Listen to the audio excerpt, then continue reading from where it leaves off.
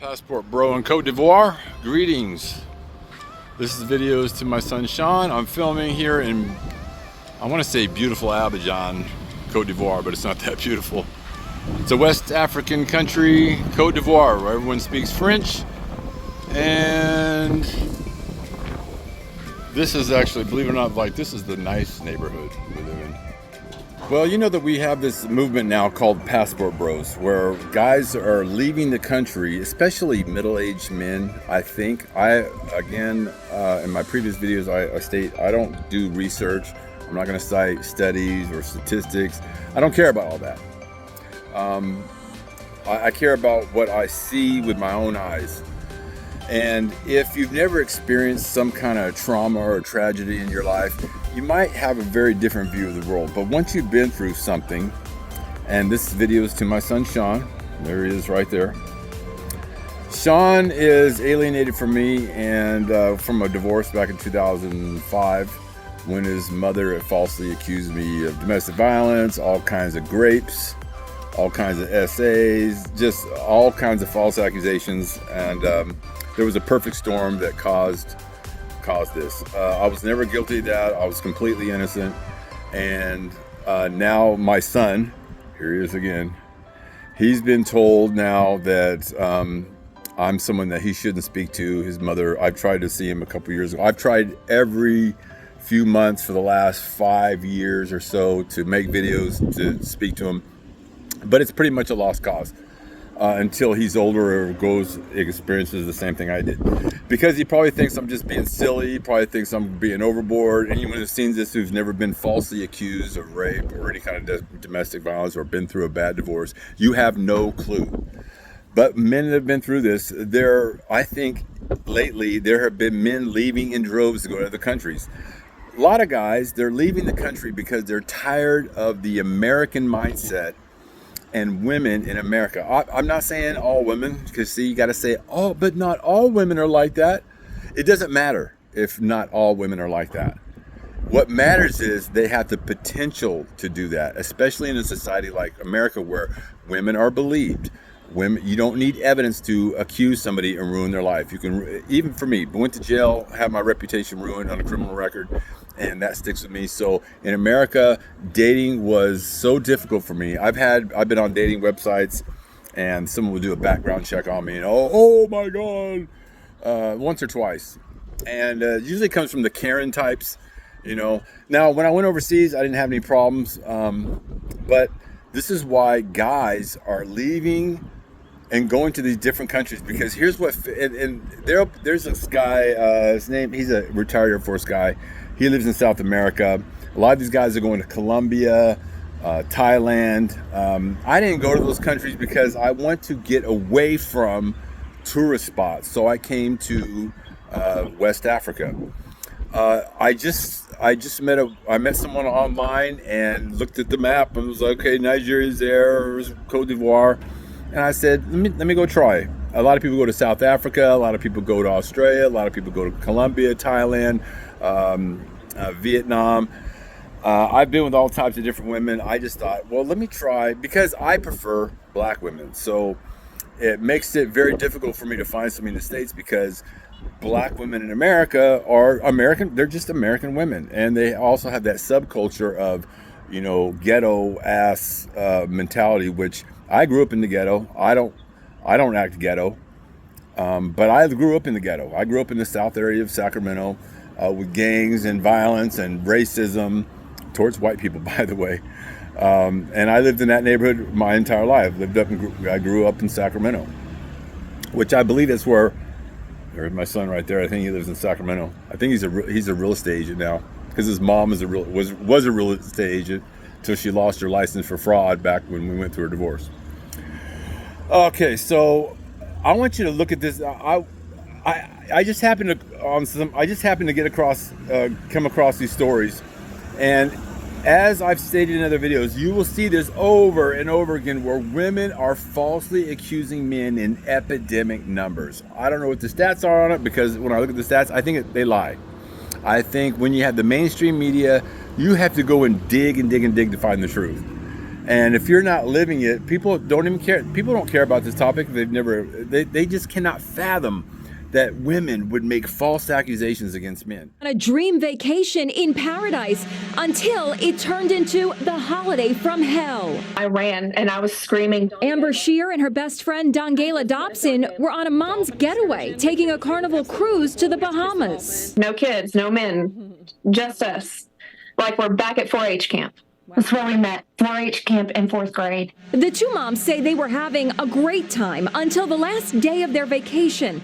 That's when they left the cruise ship and went ashore. They say they were looking for seashells on the beach when a staff member from the resort offered them a 2-for-1 drink special, which they accepted. Then another staff member said he could guide them to where the best shells were located. It was the worst decision we've ever made. We noticed, like, we're starting to feel these drinks pretty strongly. Do you think those drinks were drugged? Oh, most certainly. They absolutely were drugged. The friends tell me they have only limited memories of what happened next. I came to being raped by my assailant. I remember being pushed down. I vaguely remember the guy's face and the facial hair. The moms say they were both left covered in bruises and tested positive for the presence of sedatives and other drugs back on the ship. The mom's ordeal comes less than 2 weeks after the U.S. State Department issued a Level 2 advisory warning American tourists to exercise increased caution in the Bahamas due to crime.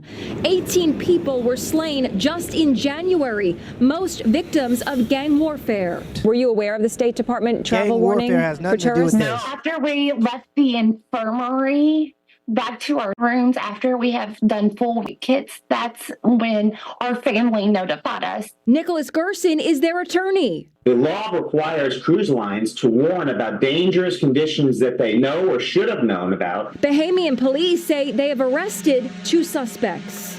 Carnival says they routinely share guidance to guests about keeping safe while on shore, adding that they are cooperating with the Bahamian police in the investigation. If you think about it, this story doesn't even really make sense. So you was just innocently picking up seashells on the seashore, and these 2 Bahamian savages came out of nowhere, and out of all the women on the island, they decided to victimize you and another middle-aged mom from Kentucky. It doesn't even really make sense if you think about it. And it's crazy to me that these news companies, and we see this time and time again, these news companies will run these stories based on no evidence outside of 2 women crying about something that may have happened. So they blasted the Carnival Cruise Company, and they completely humiliated these 2 guys, dragging them to jail in front of their parents, in front of their neighbors, in front of their communities, all based on lies. Cheat on your husband, but then you felt so guilty about it that you internalized the lie to make yourself seem like the victim. And this comes from the feminist mentality that women are always victims in interactions with men, even if they consent to it, even if it's their decision.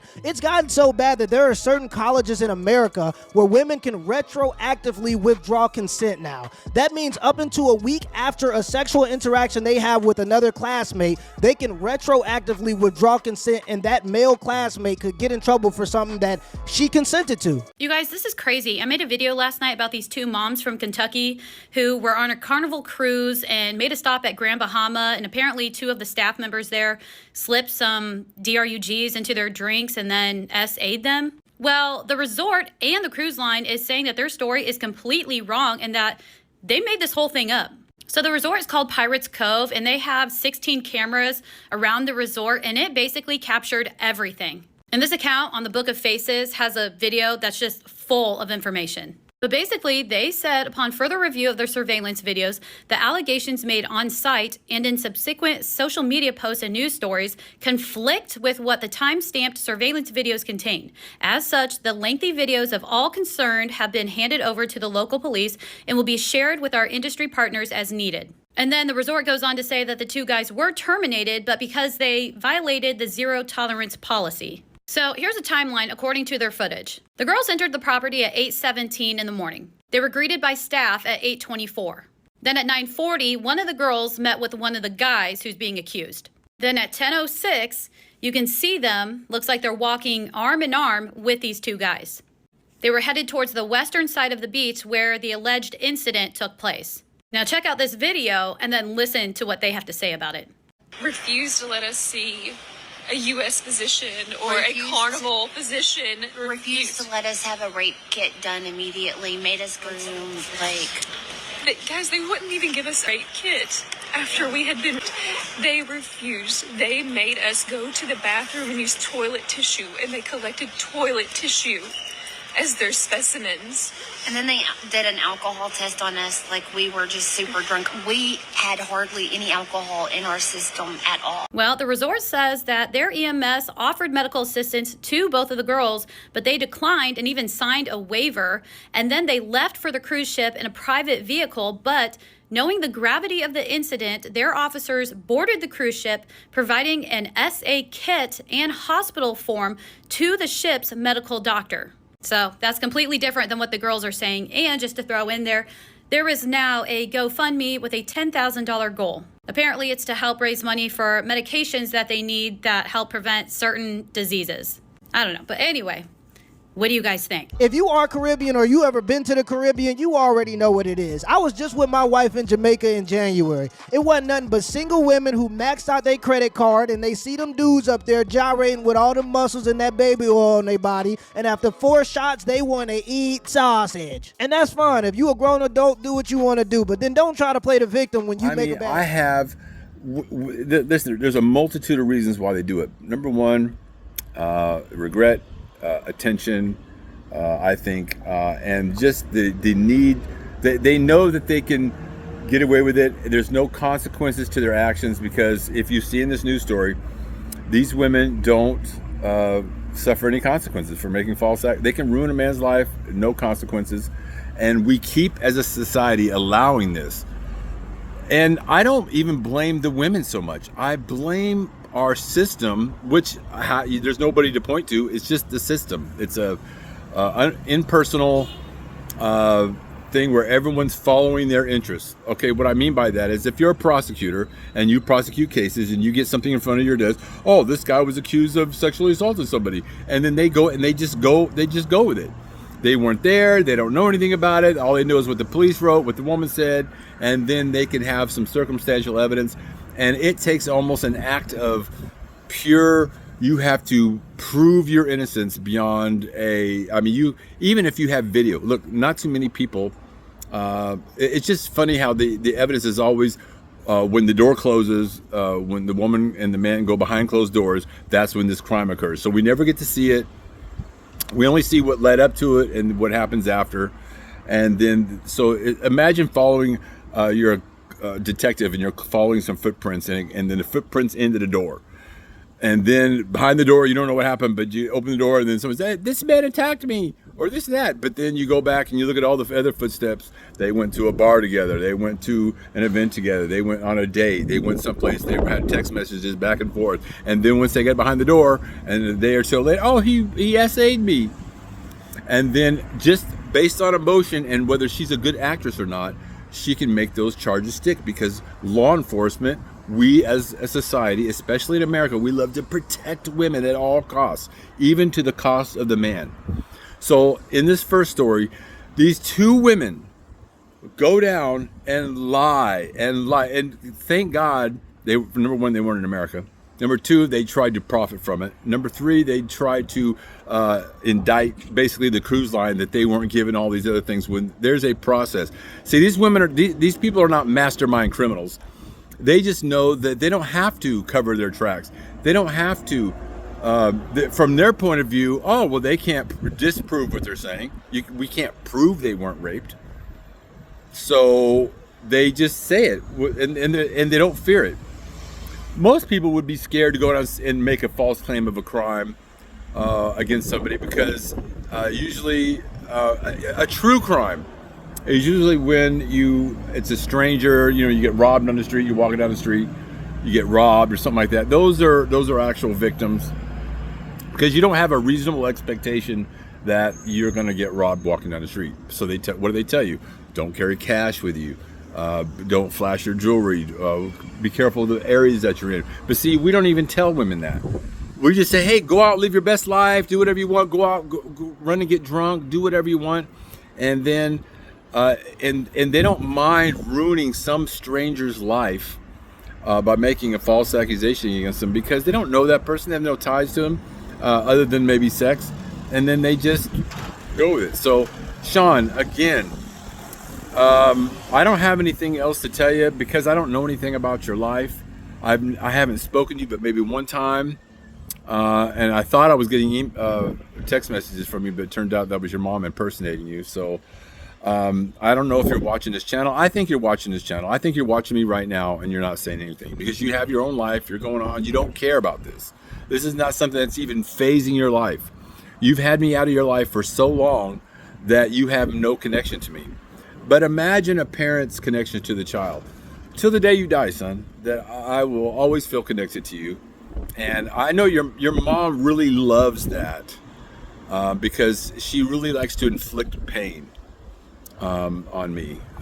This is her retribution for her perceived wrongs, her being wronged, which is all a bunch of bullshit. Sandra, you know it. I'm not mad about it anymore. It's just what it is now. Sean, I know you love your mom, and she's a human being, and she deserves compassion and all the things that every human being deserves. But she knows in her conscience, she knows in her heart of hearts what she did. And she doesn't, and she hides from the fact every day when because son, you look like me. That's what must be tearing her up when you look like the man that she used to be with. And she takes it out on you subconsciously. She really has hurt you in the long run. You not having a father in your life has hurt you in ways that you don't know because you don't know anything different. All I know is that boys and children in general fare much better psychologically, emotionally, when they have two parents that are in their lives throughout, and especially as children. But you got robbed of that. And unfortunately, I can't, listen, there are things I did wrong, but they were just mistakes of regular relationship mistakes. There wasn't abuse, there wasn't rapes, there wasn't anything going on like that. It was your mom's fabrications. She was hanging around this Amanda, these people at her work. She was able to go in, and she had, and especially the person that was influenced in her life, Sean, was her mother, your grandmother. She is the mastermind behind it. She was the mastermind in your mom stealing money from us. And look, now I'm sure your mom's single. She'll never get remarried. She doesn't have a man. She can't get a man. No man of any worth or that she would desire would ever touch her with a 10-foot pole. Men don't want to date and be with women who have that kind of baggage. Because if you notice, every single woman has a story. The ex was an asshole. The ex did this. The ex they have no responsibility. So Sean, the reason why I'm telling you is not to make you hate your mom. I don't want you to hate your mom. But you have to understand that this is the world we live in. This is why I came to Africa and I have relationships over here, because I'm scared to death to even have a girlfriend or a relationship or even try to make a family in the United States. I'm not coming back to the United States unless I come for a short visit or conduct some kind of business or maybe healthcare or something like that if needed. But otherwise, I'm in Africa. I'm not coming back. I would love to see you one day and we talk and we have a conversation. But by then our relationship has been so damaged that it's going to take you to go through something as horrible as I did. And listen, I'm not taking away from what you went through, having your parents ripped apart. But this was all the system's doing. It was not my choice. It wasn't. I didn't deserve, Sean. I didn't deserve to have false accusations leveled against me. I didn't deserve that. I don't care what happened. Your mom knows that she put an innocent man in jail, and I spent years in there. And so that's something I carry around with me. It's not something I'll ever forget. Yeah, I'm over it. I forgive it. I've moved on from it. But unless you can give me some kind of medications that can make me forget it, I can't. It's something that I have to live with inside forever. I have memories of it. It wasn't easy. Can you imagine going to inside a prison where I was attacked? My reputation was so bad. That's another reason why I left America, because my reputation there is so bad, and it follows me over here too. If somebody wants to go look at me, they're welcome to. But that's why I have polygraphs that I passed that state I never committed a crime. The polygraph with the state of California, it's in my medical record. I have it on secret video, so if they ever, because they tried to hide it, so I have it on video, them reading my test results. I have all the documents that shows that she was caught coercing you, and a long list of contradictions in her, and also physical evidence, Sean. So I say this not to bore you with the details or to cry about it or something like that, but unless you go through something like that, one day, if you do, and heaven help you if you do, you're going to come back to me and you're going to say, oh my God, Dad. And then, I mean, in my fantasy mind, I had this whole, I told you so moment, but that's just the childish part of me. Because there was an injustice that happened, and, you know, that's something that people don't get over. Even guys that have been in prison, you see countless stories too, where guys that spent 20 years in jail, they get out, they're traumatized. Then they're not doing as well as I am. I'm a strong person, so I got over it. I'm starting a new family here in Africa, and maybe this will all blow up in my face too. I don't know, but I'm just a person, Sean. I'm a human being, just like you, just like your mom. But the difference between you and your mom is night and day.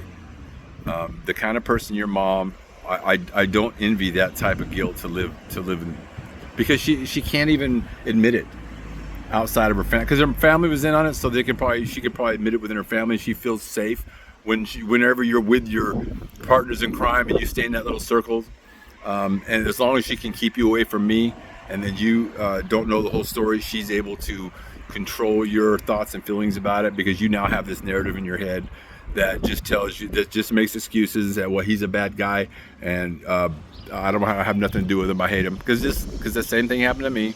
I hated my dad my entire life until my mom finally admitted to me that she lied and did all the stuff that your mom did, most of it, and my mom was better at it. Well, I don't know if she's better at it, but it was just different, and I was only able to get away from my mom because, you know, my mom's got 4 kids. I've got siblings. So there was no focus just solely on me. So at 16, I was able to get away from her. My mom abused me my entire life. Actual abuse. I'm not talking about this woke thing where, somebody said something to me at the store that caused me that PTSD. Come on, man. I'm talking about real abuse. I'm talking about real physical and mental abuse. And only by me getting away from her age 16 was I able, but I still wasn't able to escape. The fucked up thing was I modeled what a woman was from my mom, and then went out and married the exact same piece of shit that my mom was. I married your mom. Your mom is a piece of shit. She's a human being, but she's a human being piece of shit. She can't admit that what she did. She's never going to admit it. I don't care. We know the truth. I know the truth. So that's the only thing that keeps my head from exploding, is that I know the truth. And listen, and now I don't care if people don't like me or if they don't believe me. I don't give a shit. I don't give a shit, because I know the truth. And that's it. Sean, so anyway, watch this video and you tell me if you think there's a problem we have in society with people lying. Decision. I did not know nothing about sex. So. You're watching never-before-aired video of Juanetta Gibson and Brian Banks in the minutes before her stunning confession that she lied when she said the high school football star raped her 10 years ago. This camera right here was in a plant. This is the man who helped Banks get the now famous confession on hidden camera. One chance to get the goods. I mean, you got to make it right the first. Gibson's family got $1.5 million settlement from the school district, and Banks got 5 years in prison and 5 more on parole, shackled with an ankle monitor. So I know I'm not behind bars, and I know I'm not locked up right now, but I'm still very much incarcerated. Then last year, Brian Banks got a Facebook friend request from Juanetta Gibson. Mr. Banks called my son, Freddie, and asked him, what should I do? My son naturally says, hey, you got to call my dad. He'll help you with this. Once I was able to read the case, There was no doubt in my mind that this young man was innocent. Hidden cameras. Sitting in this pin holder. And with microphones. We had put the suggested Banks first invite Gibson to his office for a friendly chat about their past. I lost all the scholarships, everything. Brian Banks asks Gibson for help in clearing his name. I will go through with helping you, but she's afraid of losing all that money from her settlement. All that money they gave me, I don't want to have to pay it back, all that, because that will take a long time. Now That's comes the hard part. Banks had to convince Gibson to come back the next day and talk to the private eye who was helping free him. I needed to get her to basically recant everything that she said that Brian did 10 years ago. If I let this man down, I would have to live with that the rest of my life. The mood in the room was light, but Investigator Parrish's questioning got heavy. When did you lose your virginity? Was it after him, before him? After. Now the big question. Did he hurt you? No, he did not. Did he kidnap you? No. When she said those things, what did you say to yourself? Wow, I got it. It was the key evidence that Banks' lawyers from the California Innocence Project needed to go back to court. And that undercover video got Brian Banks' rape conviction thrown out. So after this man got humiliated in front of his family, lost all chances of him going into the NFL, got 5 years in prison and another 5 years on parole, guess what her punishment was? Nothing. She actually got awarded $1.5 million that she never had to pay back. That's nasty work. That's diabolical. These laws got to change on this kind of stuff because the women who create these false accusations actually get protected. Their image and likelihood gets hidden from the media, but the guys who they falsely accuse before we even know if they really even did anything get blasted all over the media and they get humiliated. At the very least, I think the women should get blasted just like the guys got blasted, and I think they should go on a list of false accusers. I think they should have a false accusers list. Not only that, but they got to pay some kind of retribution, whether that be money or whether that be spending time in jail, because to lock a man up and take time from his life and to humiliate him in front of his community should just not be acceptable. But I guess it is in these situations.